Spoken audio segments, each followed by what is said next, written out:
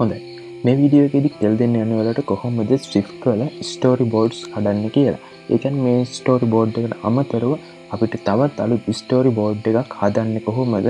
ඒ හදන storyboard එක main storyboard එකට connect කරන්නේ කොහොමද කියලා. ඇත්තටම storyboard එකක් අලුතෙන් හදන්නේ මේ විදිහට අපිට ලොකු project එකක්, ඒ කියන්නේ ලොකු app එකක් තනි storyboard එක තිබ්බම ටිකක් ඒක අමාරුයි අපිට මේ ඇප් එක බිල්ඩ් කරන්න. ඒ වගේම මේක zoom කරන්න ඕන, ඒ වගේම minimize කරන්න ඕන. මේ විදියට මේක drag drop කරන්න ගියාම ටිකක් අමාරුයි. ඒක හින්දා අපි මෙන්න මේ විදියට storyboard කඩනවා. අපි storyboard එකක් කඩන්නේ මේ විදියට අපිට ඕන area එකේ තියෙන view ටික, ඒ කියන්නේ view controllers ටික මේ විදියට select කරලා ඊට පස්සේ වලට පේන විදිහට උඩ editor තියෙන එතන මෙතන ගිහිල්ලා මේ බා එකේ යටම තියෙන ඒක ක්ලික් කරට පස්සේ මෙන්න මේ විදිහ එකක් එනවා. එතනින් වලට අලුතෙන් ස්ටෝරිබෝඩ් එකකට නමක් දීලා සේව් කරන්න පුළුවන්. දීලා මෙතනින් සේව් දුන්නට පස්සේ මේක වෙනම ස්ටෝරිබෝඩ් එකකට යනවා.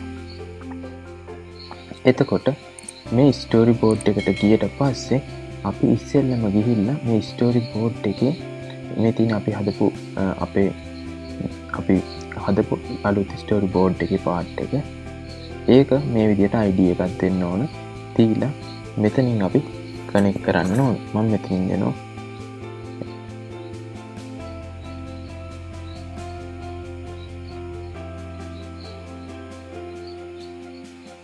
tab storyboard කියලා.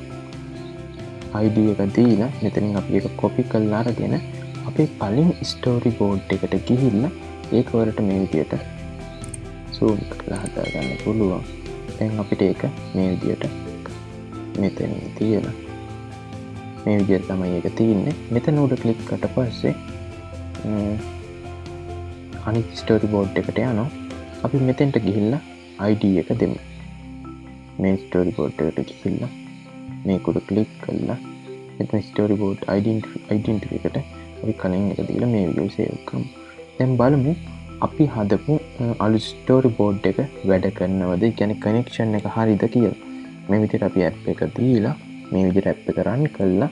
ඊට පස්සේ අපි බලමු කොහොමද ඒක පෙන්වන්නේ කියලා. මේක front end එකක්. ඉතින් මම මේ විදිහට connect කරලා තියෙන්නේ. හොඳයි, අපි හදපු storyboard එකේ හරියට කනෙක්ට් වෙලා තියෙන මේ තියෙන අපි හදපු navigation bar එක.